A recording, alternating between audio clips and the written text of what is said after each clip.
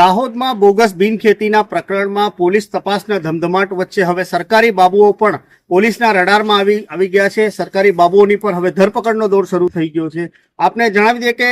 દાહોદ શહેરના revenue survey number 303, 305, 306 માં આ ત્રણ જે સર્વે નંબરો છે તેમાં બોગસ બિનખેતીના હુકમના આધારે આનો સરકારના પ્રીમિયમની ચોરી કરવાનો પ્રકરણ પોલીસમાં સામે આવ્યો હતો અને આ મામલે જે તે સમયે બી ડિવિઝન પોલીસ મથકે ફરિયાદ નોંધાઈ હતી, જેમાં જકરિયા ટેલર તેમજ શેષવ પરીખ આ બંને જણાની ધરપકડ કરવામાં આવી હતી, રિમાન્ડ લેવામાં આવ્યા હતા। રિમાન્ડ દરમિયાન મહત્વપૂર્ણ ખુલાસાઓ આ બંને આરોપીઓએ કર્યા હતા। સાથે સાથે આ લોકોના ઘર તથા તેમજ ઓફિસમાં જ્યારે ચકાસણી હાથ ધરવામાં આવી હતી, સર્ચ ઓપરેશન હાથ ધરવામાં આવ્યા હતા, મહત્વપૂર્ણ દસ્તાવેજો સામે આવ્યા હતા। આ તમામ જ્યારે એક એક કડીઓ પોલીસે જોડવાનું શરૂ કર્યું, ત્યારબાદ ધીમે ધીમે આ જે પોલીસની તપાસો છે તે સરકારી કચેરીઓમાં પણ પ્રવેશ કર્યો હતો અને આપણે જે દ્રશ્યો જોઈ રહ્યા છો, દાહોદ પંચાયત કચેરીમાં ઇન્ચાર્જ ચીટનીસ તરીકે ફરજ બજાવતા વિજય રમસુભાઈ ડામોર આ 303, 305, 306 સર્વે નંબરમાં ફરિયાદી પણ છે। હવે આ ફરિયાદી આરોપી બન્યો હોય એ પ્રકરણ હવે પોલીસ તપાસમાં સામે આવી રહ્યો છે। આ સમગ્ર બોગસ બિનખેતી પ્રકરણમાં જે પ્રમાણે શરૂઆત થઈ હતી, ત્યારબાદ પોલીસ તબક્કાવાર તમામ નિવેદનો લઈ રહી હતી, જે સર્વે નંબર હતી એની ક્રોસ ચેક કરવામાં આવી રહ્યા હતા, ખરાઈ કરવામાં આવી રહ્યા હતા। તમામ બાબતો જ્યારે પોલીસ તપાસમાં બહાર આવીને એક પછી એક આ જે પરતો ખુલવા લાગી છે આ કેસમાં, હવે સરકારી બાબુઓ પણ હવે આ રડારમાં આવી ચૂક્યા છે। આ જે દ્રશ્યો જોઈ રહ્યા છો આ પોલીસ દ્વારા કરીને હવે પોલીસના સકંજામાં આવી ગયો છે, અરેસ્ટ કરી દેવામાં આવ્યો છે। આપણે જણાવી દઈએ કે આજે બોગસ બિનખેતીના હુકમમાં જે બોગસ હુકમો તૈયાર કરવામાં આવ્યા હતા, જે સિક્કા ગવર્મેન્ટના મારવામાં આવ્યા હતા ડીડીઓના, આ સિક્કા પણ આજ ઇન્ચાર્જ જે ચીટનીસ છે તેના દ્વારા મારવામાં આવ્યા હતા, તેઓ પોલીસ તપાસમાં બહાર આવ્યું છે। પ્રથમ દ્રષ્ટિએ હાલમાં તપાસ દરમિયાન જે ડુપ્લિકેટ હુકમ બન્યા એમાં સિક્કા મારવામાં એમનો રોલ હોવાનું અમને જણાવેલ છે, જે અમે રેકોર્ડ ઉપર લઈને કામગીરી હાલમાં ચાલુ રાખી છે। આપણે જણાવી દઈએ કે આ સર્વે નંબર 303, 305, 306 ની અંદર પોલીસે સાયન્ટિફિક પુરાવા, સાયોગિક પુરાવા આ તમામ પુરાવાઓ અને જે દસ્તાવેજી ખરાઈ કરવાની છે તમામ ખરાઈ કર્યા બાદ આ વિજય રમસુ ડામોર જે ઇન્ચાર્જ ચીટનીસ તરીકે હતા અને જે આજ સર્વે નંબરમાં જે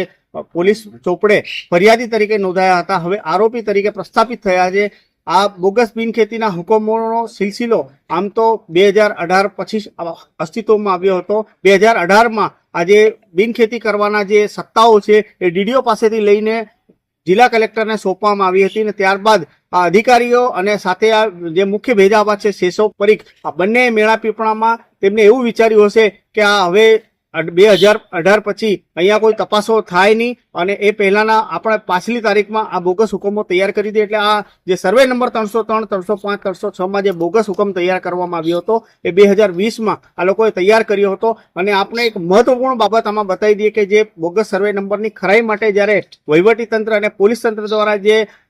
લેટર લખવામાં આવ્યો હતો એ બોગસ જે લેટરની ખરાઈ માટે આ જ વિજય ડામોર દ્વારા ફરી એક બોગસ પત્ર બનાવવામાં આવ્યો હતો, જેમાં આ ખરાઈ કરીને મોકલવામાં આવ્યો હતો। આ પોલીસ તપાસમાં બહાર આવ્યું છે, એટલે એક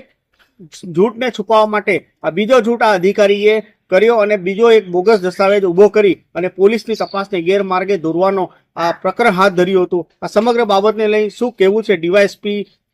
દાહોદનું, જોઈશું આ રિપોર્ટ। બનાવની હકીકત એ પ્રકારની છે કે બી ડિવિઝન પોલીસ સ્ટેશનમાં એક ગુનો દાખલ થયો હતો નકલી એને બાબતનો, જેમાં જકરિયા મહેમૂદ ટેલર નામના વ્યક્તિની સર્વે નંબર 303, 305, 306 નંબરની જમીન હતી, એમના જિલ્લા પંચાયતના નકલી હુકમ બનાવી એમને રજૂ કરી સિટી સર્વેમાં એમના પ્રોપર્ટી કાર્ડ બનાવવાની એ લગતની ફરિયાદ હતી, જેને બે આરોપીઓ જકરિયા મહેમૂદ ટેલર તથા શેષવ પરીખ ને આ પહેલા અટક કરી જ્યુડિશિયલ કસ્ટડીમાં મોકલી આપેલા છે। જે તપાસ ચાલતી હતી એ દરમિયાન અમુક સ્ટેટમેન્ટ, અમુક સરકારી સહાયતા નિવેદનો અને મળેલા દસ્તાવેજી પુરાવા, અમુક સાયન્ટિફિક પુરાવા આ તમામ બાબતો ધ્યાનમાં લેતા એક કન્ક્લુઝન પહોંચ્યા હતા કે આમાં સરકારી કર્મ તરીકે રોલ ફિક્સ થાય છે, જેને તપાસ કરતા હતા એ દરમિયાન પૂરતા પુરાવા મળ્યા હતા। મેં ગઈકાલે રાત્રે જિલ્લા પંચાયતમાં કામ કરતા વિજયભાઈ રમસુભાઈ ડામોર કે જે સિનિયર ક્લાર્ક છે અને ચીટનીસના ઇન્ચાર્જ ચીટનીસના ચાર્જમાં પણ છે, તેઓની સુનાવણી હોય એમને જણાવ્યા હતા, તેમને લાવી અને પૂછતાછ કરેલ હતી અને પૂછતાછ દરમિયાન આ વસ્તુ ક્લિયર થતા તેમની રાત્રે સમયે અટક કરવામાં આવેલી છે અને આગળની તપાસ હાલમાં ચાલુમાં છે। સર, આ સર્વે નંબર સિવાય બીજા કોઈ સર્વે નંબરમાં આપનું નામ ખુલ્યું હોય? નહીં, હાલમાં તો નથી ખુલ્યું, પરંતુ તપાસ ઊંડાણપૂર્વકની ચાલુ છે સંભાવના છે ખુલી પણ શકે. તો એ બાબતે અમે તપાસ કરીએ છીએ અને જે બી રેકર્ડ રિપોર્ટ મળી આવશે કે સ્ટેટમેન્ટ સાહેદો મળી આવશે એ રીતે કાયદેસરની કાર્યવાહી હાથ ધરવામાં આવશે. સર, સરકારી કર્મચારી દ્વારા આ જે કાવતરું રચવામાં આવ્યું છે તે નાણાકીય વ્યવહારને લઈને કરવામાં આવ્યું છે. એ બાબતે હાલમાં તપાસ ચાલુ છે. પૂરતા પુરાવા મળે એ બાબતે પણ જે કલમ સેક્શન વર્ણન છે કોર્ટની અંદર એ તમામ મુદ્દા બાબતે કે સરકારી કર્મચારી ઇન્વોલ્વ હોય અને પોતાની ફરજના ભાગરૂપે જે કામ કરવાનું હોય એ નહીં કરીએ અને કોઈ ગેરરીતે હાજરી હોય તો એ જેવી સેક્શન લાગુ પડી શકે તમામ સેક્શનો તપાસ તકામે એડ કરવામાં આવશે. તો દર્શકો આપને જણાવી દઈએ કે આ સમગ્ર કેસમાં 303, 305, 306 માં અત્યાર સુધી ઝકરિયા ટેલર અને જે મુખ્ય ભેજાબાદ છે શેષવ પરીખ આ બંને જેલ હવાલે કરી દેવામાં આવ્યા હતા અને પુનઃ આ કેસમાં બીજા એક 376/1/1/4 સર્વે નંબરમાં